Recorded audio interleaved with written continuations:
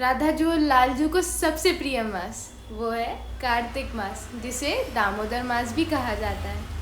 ये सभी महीनों में, सभी मासों में सबसे ज़्यादा अधिक प्रिय है हमारी श्री जी और लालजू को। ये सबसे बड़ा मास होता है हमारे वैष्णव संप्रदाय में। इसकी बहुत सारी महिमा होती है। अधिकतर लीलाएं हमारे श्री जी और लालजू ने इस ही महीने में की हैं। हमारी राधा जू कार्तिक मास की अधिष्ठात्री देवी हैं और इस ही मास में सबसे ज़्यादा बाल लीलाएं हुई थी हमारे श्याम जू की, जैसे कि ओखल बंधन दामोदर लीला। अधिष्ठासुर का वध किया था हमारे श्याम जू ने, राधा कुंड और श्याम कुंड का निर्माण किया था।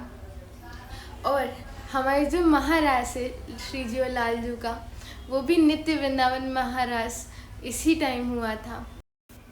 बगुलाष्टमी, गोपाष्टमी, धनतेरस और दीपावली ये भी इसी मास में आती हैं। ये कार्तिक व्रत जितना सरल है उतना प्रबल भी है।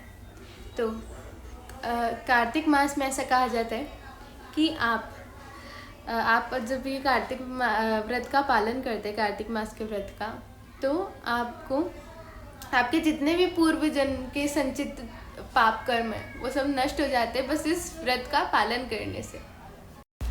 तो इस साल 7 अक्टूबर 2025 से कार्तिक मास शुरू हो रहा है और 5 नवंबर 2025 को यह ख़त्म होगा। इसमें कुछ नियम है जो आप ले सकते हैं, कुछ रूल्स है जो आप फॉलो कर सकते हैं। जैसे उड़द की दाल नहीं खानी है आपको पूरे महीने, पूरे कार्तिक के महीने में। जैसे मेरे तो चतुर्मास चल रहे हैं तो मुझे तो और भी कुछ चीज़ें जिनका निषेध है, पर अगर आप सिर्फ कार्तिक मास करना चाहते हैं तो आप उड़द की दाल का निषेध कर सकते हैं। उसके अलावा आप रोज़ संध्या को मिट्टी के दिए में तुलसी माता को घी का दीपक लगाएं, उन्हें दिन में जल दें, उनकी परिक्रमा करें और रोज़ मंगला में उठें।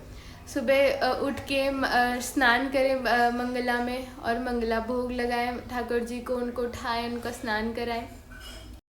ब्रह्मचर्य का पालन करें और कुछ भी बुरी आदतें, अगर आप कुछ भी बुरी आदतें हैं आपको, जैसे नशे की हो गई, जैसे सिगरेट्स हो गई, दारू हो गया या नॉनवेज हो गया या कुछ और गैम्बलिंग हो गया या कुछ भी, तो आप उन्हें छोड़ दें ताकि आपको एक हेल्प मिले। 1 महीना अगर आप नहीं करेंगे तो आप बहुत ज़्यादा चांसेस बढ़ जाते हैं कि आप वो चीज़ें बिल्कुल एलिमिनेट कर दें, बिल्कुल करना बंद कर दें। जैसे आपने सुना होगा 21 दिन वाला रूल रहता है कि आप 21 दिन तक अगर कुछ करते हैं या कुछ छोड़ देते हैं तो आप वैसी आदतों में ढलते जाते हैं। फिर तो आप छोड़ दीजिए वो चीज़ें। इस वक्त ब्रह्मचर्य से रहे, स्वच्छता से रहें, वो सब चीज़ें ना करिए जो आपको पसंद है, बल्कि वो सब चीज़ें करिए जो हमारी श्री जी और लालजू को पसंद है, जिससे वो रीझ जाए, जिससे वो खुश हो जाए। जो उन्हें पसंद है वो सब करिए, जो आपको पसंद है वो मत करिए, क्योंकि मनुष्य को तो कुछ भी पसंद हो सकता है। इंसान की चाहते कहीं भी जा सकती है, पर उन्हें जो पसंद है आप वो करिए। बेसिकली 5 चीज़ें हैं जो आपको करनी चाहिए, जैसे कि उड़द की दाल मत खाइए। इसके अलावा आप कुछ भी खा सकते हैं। ठाकुर जी को सुबह मंगला में उठाइए, आप भी उठिए और स्नान करिए, दीपदान करिए, तुलसी जी की परिक्रमा करिए और ब्रह्मचर्य से रहिए। ये 5 व्रत अगर आपने नियम में ले लिए तो आपको इनकी आदत हो जाएगी। आप अभी क्या आगे भी जाके इसको फॉलो करेंगे और आप भक्ति के मार्ग में और आगे बढ़ेंगे और खूब सारा भजन करिए। डबल 2x पे कर दीजिए सारी चीज़ें, आपके भजन, आपका नाम जाप, आपकी जितनी भी अच्छी आदतें उन सबको 2x पे कर दीजिए और जो आपकी बुरी आदतें उनको बिल्कुल एलिमिनेट कर दीजिए, बिल्कुल बंद कर दीजिए। अगर हो तो वृंदावन ज़रूर जाए कार्तिक मास में, और अगर नहीं जा पाए तो मानसिक वृंदावन की परिक्रमा करें और इसके अलावा बहुत ज़्यादा भजन करिए। अपने जितने भी सखा और सखी हैं उनको बुलाइए, कृष्ण कथाओं का श्रवण कीजिए।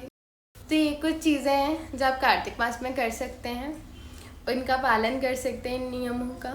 और अगर आपको वीडियो पसंद आई हो तो वीडियो को लाइक, सब्सक्राइब करें, शेयर करिए उन लोगों के साथ जिन्हें कार्तिक मास के बारे में जानना है कि क्या क्या कर सकते हैं और क्या क्या नहीं कर सकते। अगर और ऐसे ही कंटेंट रिलेटेड वीडियोस के लिए आप हमारे चैनल को ज़रूर फॉलो करें, सब्सक्राइब करें। राधा वल्लभ श्री हरिवंश वृंदावन धाम की जय।